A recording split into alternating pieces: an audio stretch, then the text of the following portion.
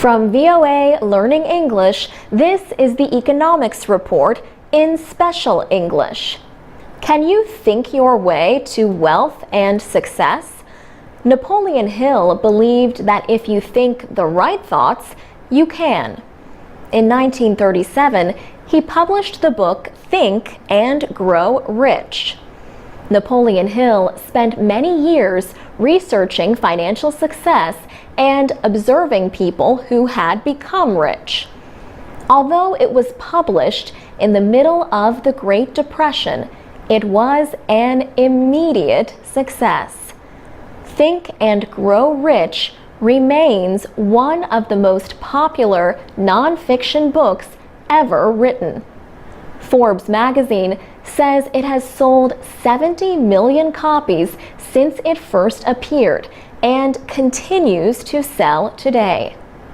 Napoleon Hill wrote at least 10 other books about success before his death in 1970. None of Hill's books came close to selling as many copies as Think and Grow Rich.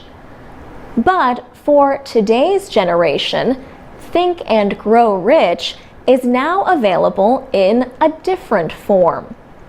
Smarter Comics has released an illustrated version of the book. Franco Arda is the company's founder and publisher. He used to work as an investment banker. He started the company 3 years ago with his own money. He wanted to create picture books that increase understanding. His versions provide much of the information that is in full-length books, but in an easy-to-understand picture or comic form.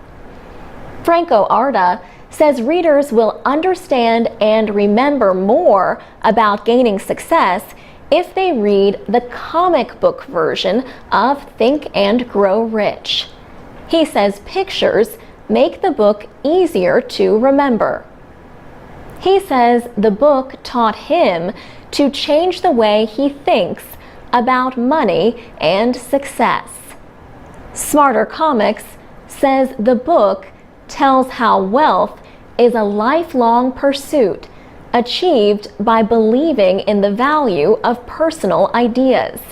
It says anyone can achieve their dreams by refusing to be stopped by temporary problems. For VOA Learning English, I'm Alex Villarreal. From VOA Learning English, this is the Economics Report. The Ethiopian government and the United Nations Development Program, or UNDP, have launched a 3-year program. They plan to train more than 200,000 entrepreneurs.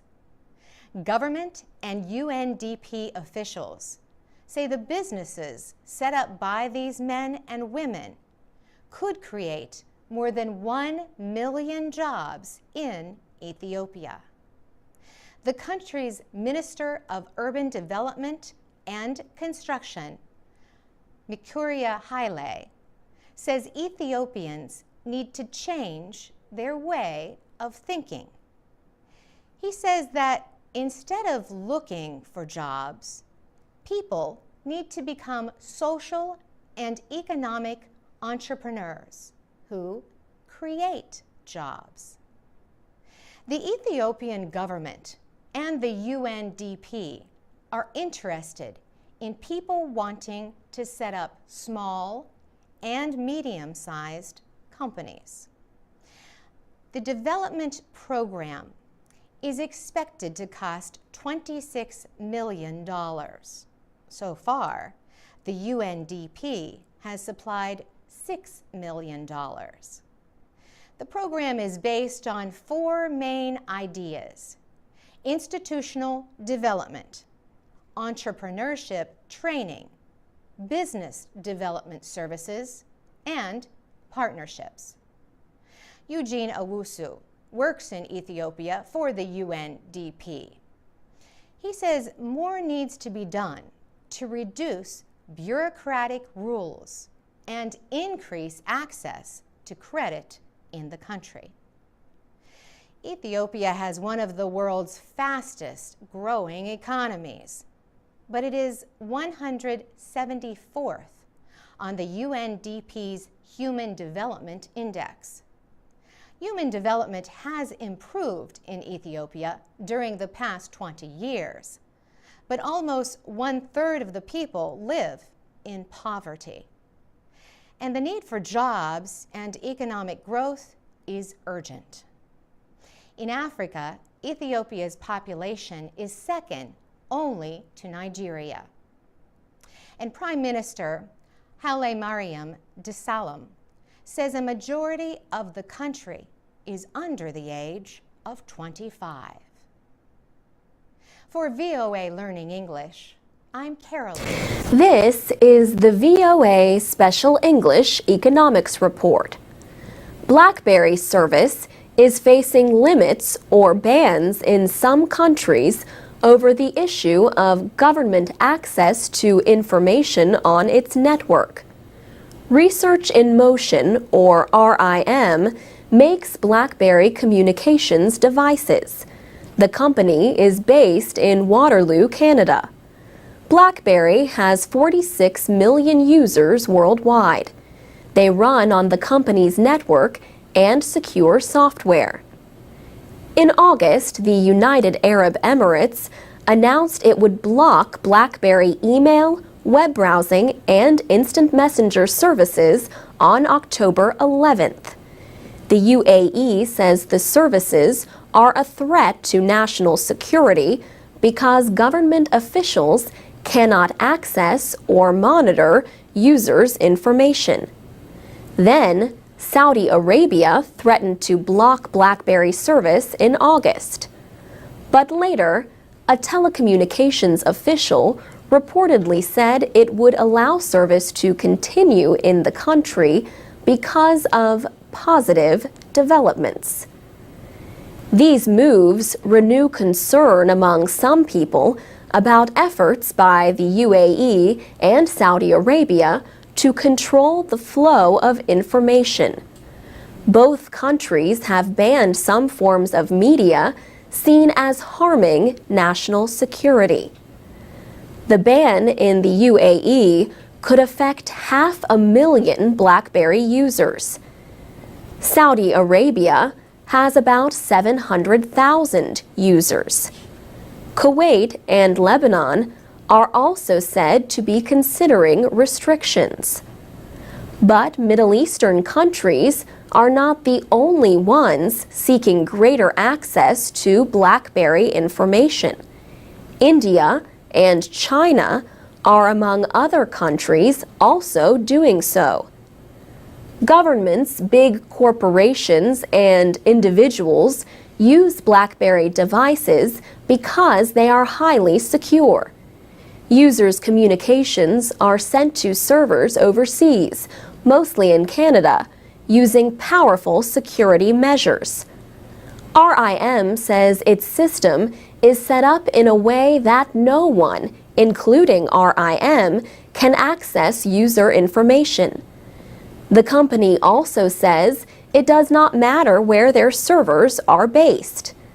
Communications are made secure the moment they leave the BlackBerry device through encryption. Secretary of State Hillary Clinton said the United States will hold talks with the UAE and other countries about possible bans on BlackBerry services. She said the United States knows there are reasonable security concerns about the service. But she added that there is also a right of free use and access. And that's the VOA Special English Economics Report. You can find transcripts, MP3s, and podcasts on our website, voaspecialenglish.com. You can also find us on Facebook, Twitter, and YouTube at VOA Learning English.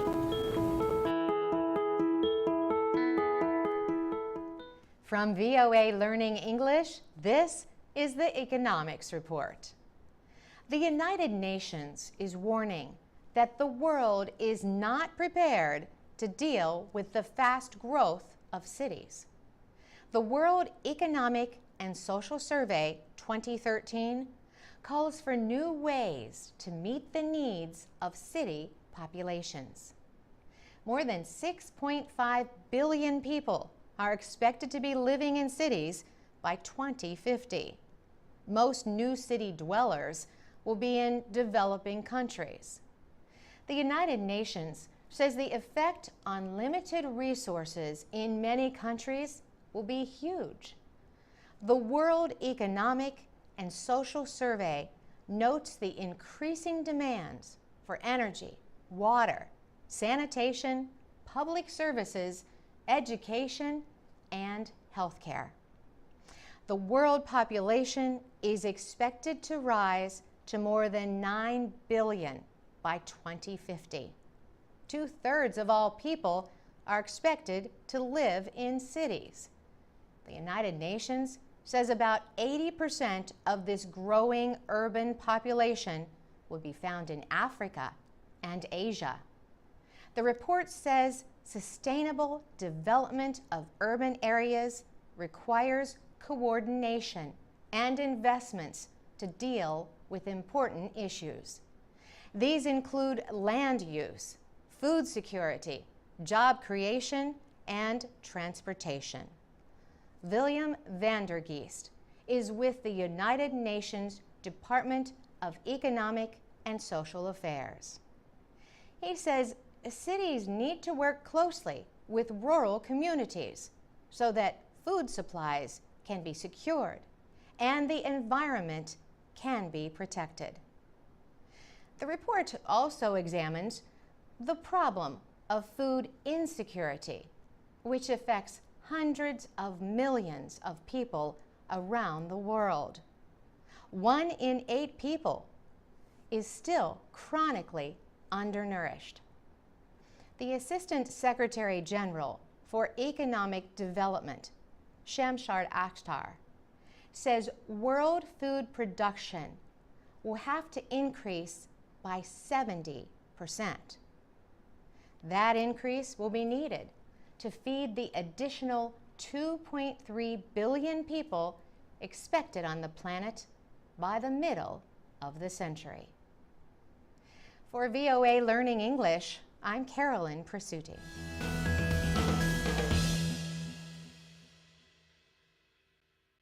This is the VOA Special English Economics Report.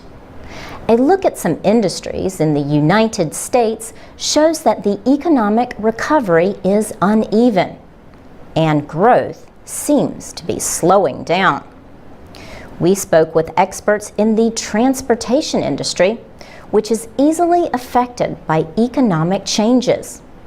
Economists say trucks carry nearly 70% of the freight or goods transported in the United States.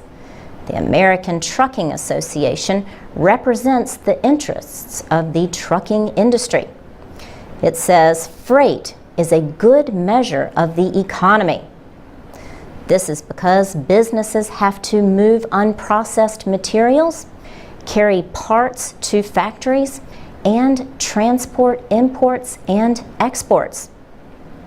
Bob Costello is the chief economist for the group. He says the trucking industry is a leading economic indicator. That means that it helps signal what will happen in the economy. He says it is a good sign if the amount of goods carried by trucks increases, and the amount of freight carried by trucks is going up slowly. The American Trucking Association says total freight tonnage increased in June, but remained unchanged in July. That is good news to Bob Costello. He says it tells him that the economy is not falling into another recession. Other information about economic growth comes from air freight, or goods transported by air. Recent reports show demand for air freight fell more than 3% around the world during July. Perry Flint is with the International Air Transport Association. That group represents about 240 airline companies worldwide. It gathers information about air passenger travel and air freight. It says international air freight decreased in July from the same period the year before. But other signs show increases. The same report shows that passenger traffic increased over 3% from last year. That may be why a top official of Cambria Suites Hotels says all travel, not just business travel, is strong. Michael Murphy says, "We are seeing the highest demand in the history of the hotel industry right now." Conflicting economic signs have made it difficult for economists to predict future growth. For example, government experts first said the American economy expanded at a yearly rate of 1.5% from April to June. But they amended that value as new information became available and showed growth was higher, more likely at a rate of 1.7%. Changes like that have made it harder for many people to see the road ahead. For VOA Learning English, I'm Laurel Bowman. This is the VOA Special English Economics Report. The United States government says Apple and 5 book publishers illegally fixed prices of ebooks. 3 publishers, Hachette, HarperCollins, and Simon & Schuster, agreed to a settlement announced April 11th with the Justice Department. The agreement says they must repay millions of dollars and stop giving Apple special treatment. Attorney General Eric Holder said the department will continue to take legal action against Apple and 2 additional leading publishers, Macmillan and Penguin.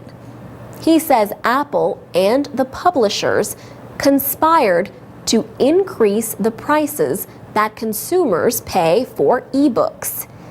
He said the Justice Department wants to make sure Americans can buy ebooks at a fair price. The department says Apple and the 5 publishers made an illegal deal to set higher prices for electronic books.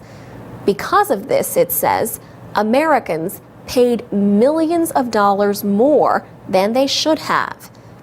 The dispute centers on the influence of Amazon.com. The internet store had been selling ebooks for $9.99. But the government says Apple made a deal with the publishers 2 years ago as it prepared to launch the iPad tablet computer. The deal guaranteed Apple 30% of the money earned on each ebook sold. It also created a pricing model that required stores to sell at a price set by the publishers and Apple. The price was several dollars higher than the one offered by Amazon. Acting Assistant Attorney General Sheris Posen said, "When companies get together and conspire to enter into agreements that eliminate price competition, it crosses the line. This kind of agreement is illegal and anti-competitive," she said. She added that company officials, including former Apple chief Steve Jobs, knew what they were doing at the time.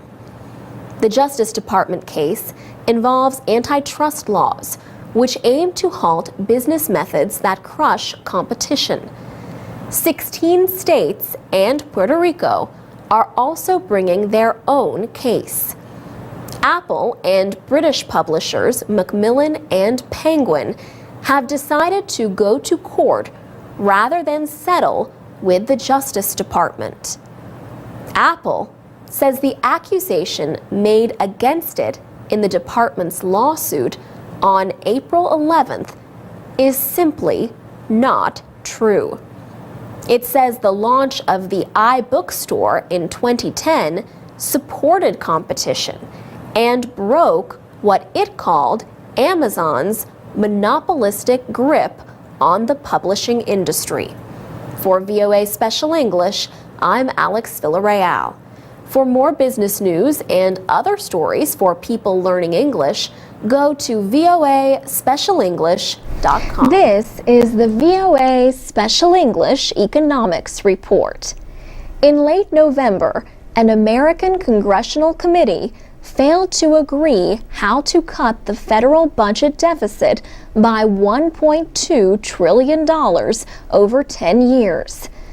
The co-chairs of the Joint Select Committee on Deficit Reduction said, "We have come to the conclusion today that it will not be possible to make any bipartisan agreement available to the public before the committee's deadline."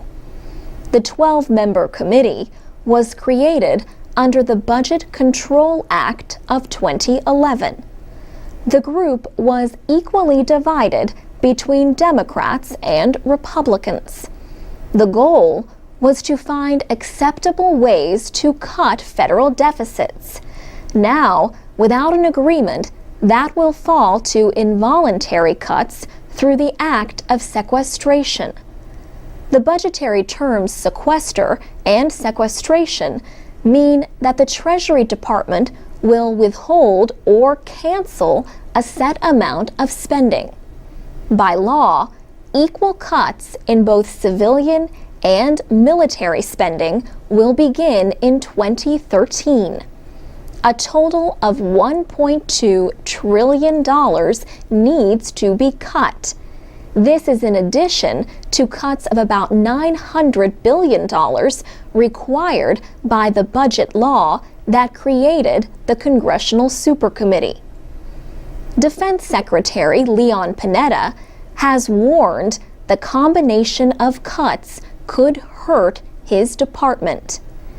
If the sequester goes into effect and it doubles the number of cuts, then it will truly devastate our national defense.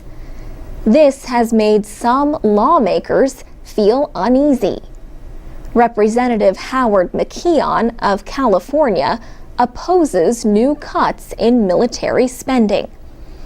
National defense has contributed enough to deficit reduction.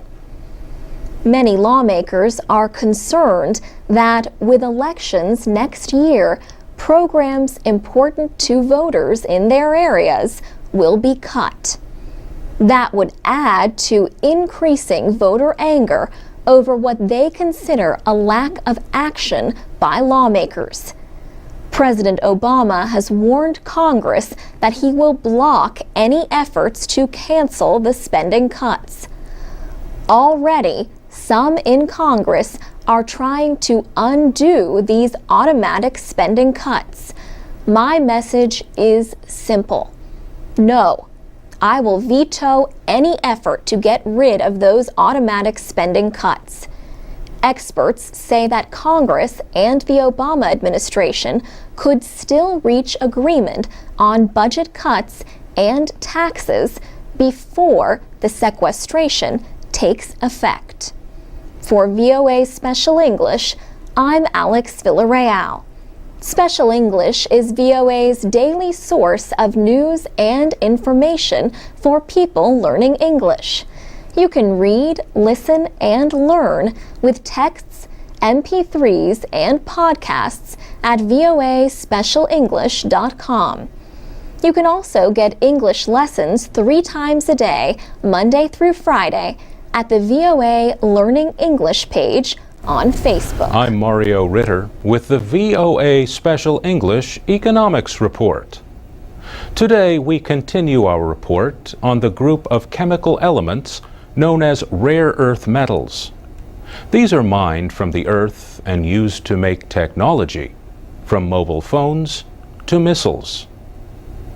The United States once led the world in rare earths. Today, China controls almost all production. Premier Wen Jiabao says China will not use these metals as a diplomatic weapon. But Japan says exports meant for that country have remained at Chinese ports as a result of a recent dispute.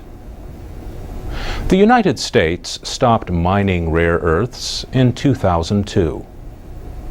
Companies blamed environmental rules and low-priced imports from China. But now, exploration is moving forward again. Edward Cowell is president and chief executive of a company called U.S. Rare Earths. He and his partners gained rights to some land in the American West about 15 years ago. They had been interested in thorium, a radioactive element that can fuel nuclear reactors, but not be processed into weapons. Mr. Cowell later found that the land also held a lot of rare earth metals, lately a subject of intense interest. The company has not started mining yet. It still has to get permits and work with other businesses to put operations in place. Ed Cowell says a lot of work remains. He says the earliest that they could open the mine would be in 6 to 7 years. Another American company is Moly Corp. Jim Sims, the public affairs director, says Moly Corp has already begun producing 3,000 tons of rare earths a year. That makes the United States the world's second largest producer, a distant second. Mr. Sims says Moly Corp is the Western Hemisphere's only producer of rare earth products.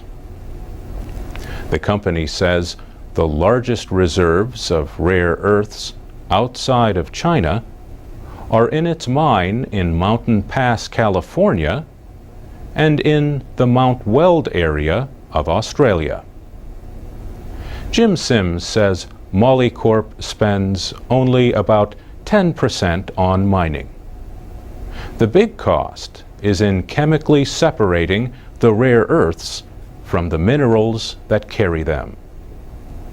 He says Moly Corp raised about $380 million when it sold stock to the public for the first time in July. The company aims to increase production to 20,000 tons by 2012. It says that would more than meet current levels of demand in the United States. For VOA Special English, I'm Mario Ritter. This is the VOA Special English Economics Report.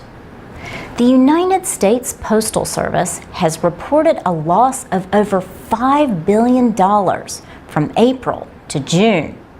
The Postal Service says it expects to report a loss of $15 billion for the 12-month period ending in September. And it has warned of even bigger losses if Congress does not let mail service change the way it does business. The United States Postal Service, or USPS, has a history as long as the nation's own. Benjamin Franklin was appointed the first Postmaster General, or head of the Postal Service, in 1775. But the Postal Service says its income has not kept up with growing costs. For example, profitable first-class mail is decreasing.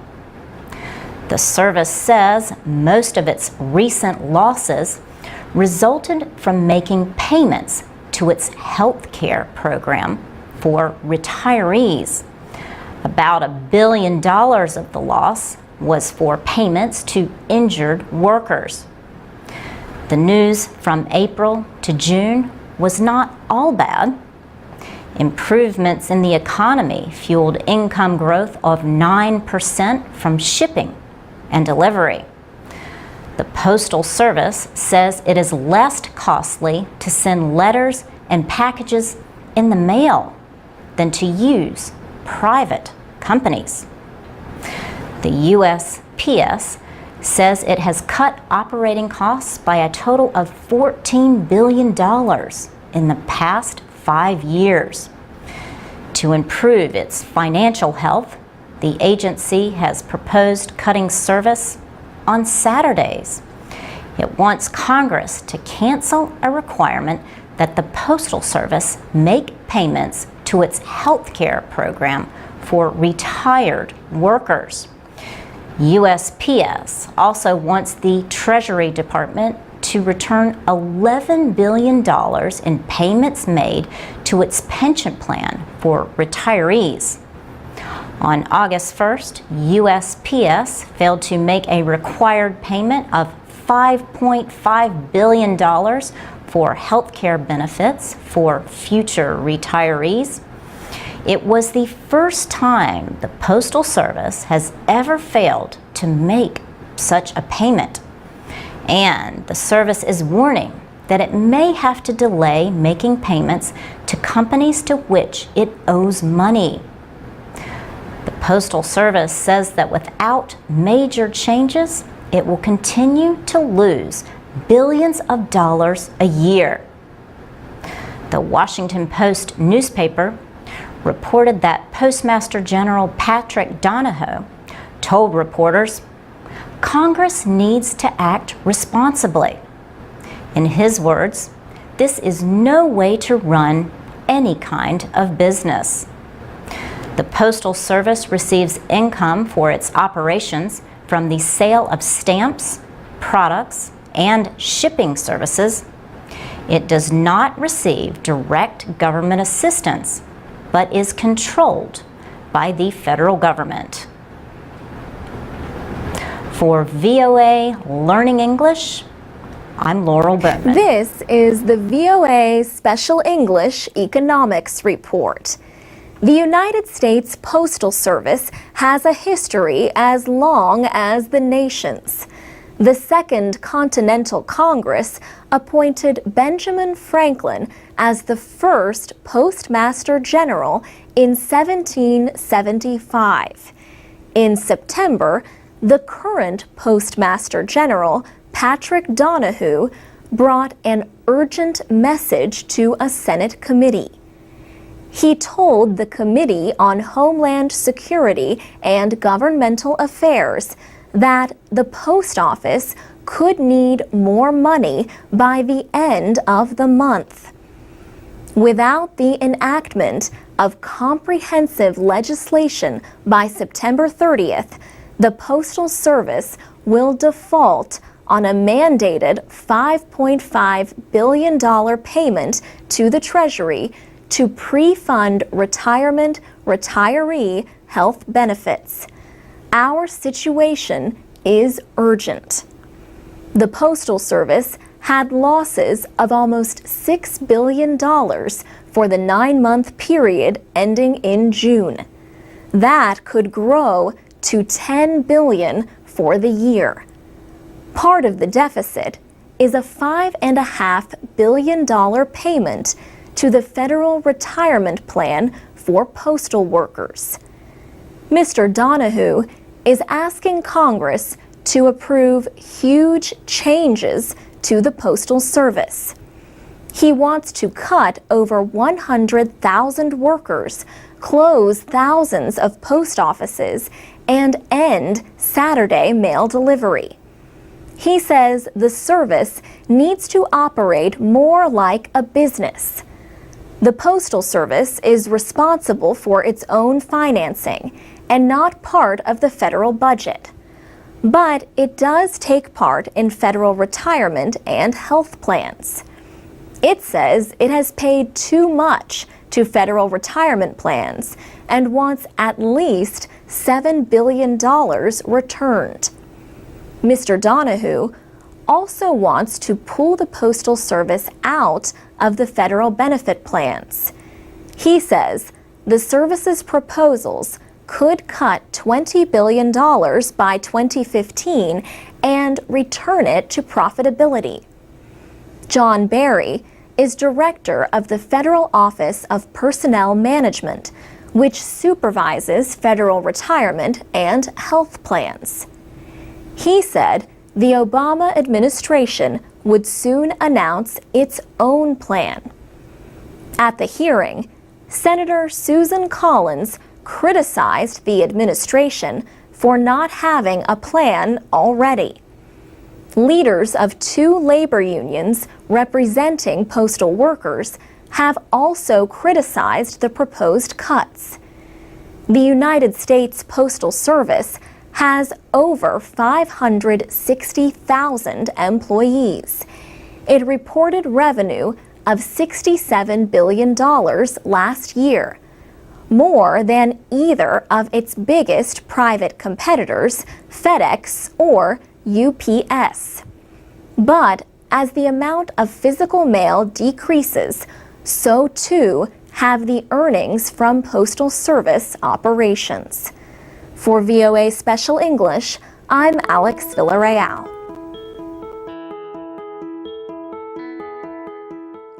From VOA Learning English, this is the Economics Report. American wine producers are hoping to increase their sales in China, where the country's growing middle class is drinking wine. The United States exported just $74 million in wine to China last year, but exports are growing at a rate of nearly 20% a year. 2 years ago, former basketball star Yao Ming launched a wine company called Yao Family Wines. It is based in California's Napa Valley, one of the top wine-producing areas in the world. Tom Hind is with Yao Family Wines. He says the vineyard grows only Cabernet Sauvignon grapes because many people in China like red wine. The small winery makes a costly product. Its top Cabernet sells for $625 a bottle. Napa Valley's Black Stallion Winery also looks to China as a promising market. Holly Evans works for the company. She says the company has 2 wines that are sold throughout the United States and also in China.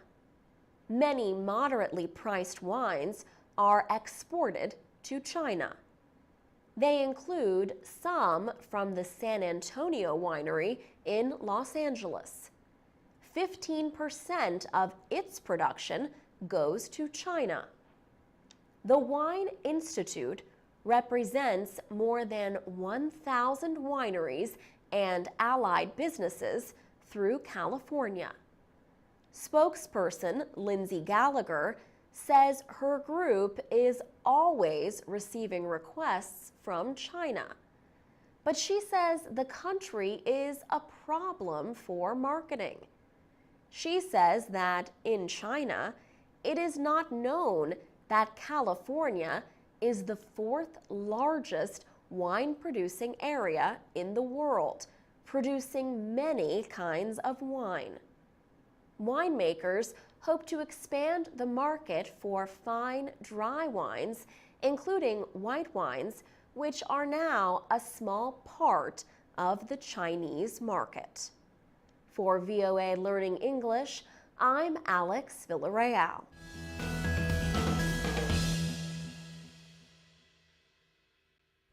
This is the VOA Special English Economics Report. Laws in the United States and other countries treat a corporation like a person. We talked last week about how this idea developed a long time ago. In the United States, the Constitution protects freedom of speech. The Supreme Court has recognized that this is also true for corporations. But there was still a question about whether corporations could have the same freedom of political speech as real people do. During the 2008 presidential campaign, a nonprofit corporation released a film critical of Hillary Clinton. The group, Citizens United, wanted to make Hillary the movie available on cable TV, but it did not want to violate a limit on so-called electioneering communication by corporations and unions within 30 days of a primary election.